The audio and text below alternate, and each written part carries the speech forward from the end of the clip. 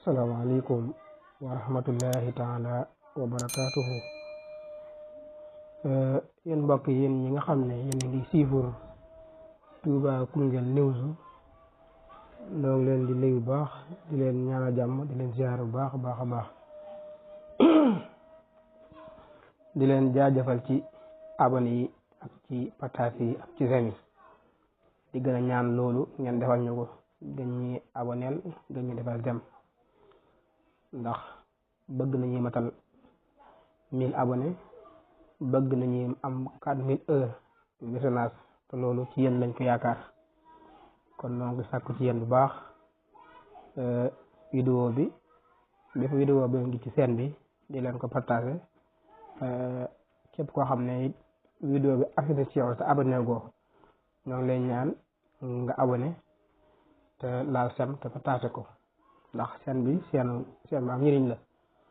bis bu 1000 abonnés yi matee ñu am 4000 heures visionnage mën a bokk ci partenaire YouTube soo ko defee dana indi ay mbir yu yaatu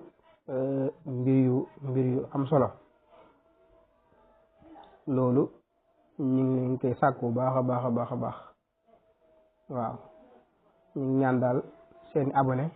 di ñaan ngeen ñu partagel di ñaan di sem loolu moom yéen nañ koy ñaan dañ leen koy saraxu abonné gratuitement la da ngay bës fii rek cliquer daal di bokk ci waa chaîne bi fii ngay bës rek cliquer daal di bokk ci waa chaîne yu Touba Koungheul News loolu yomb na lool kon ñoo leen koy ñaan bu baax ngeen gën di sem vidéo yi ndax sem gi mooy tax YouTube xam ne vidéo bi am na solo su ko defee ma boole ko ci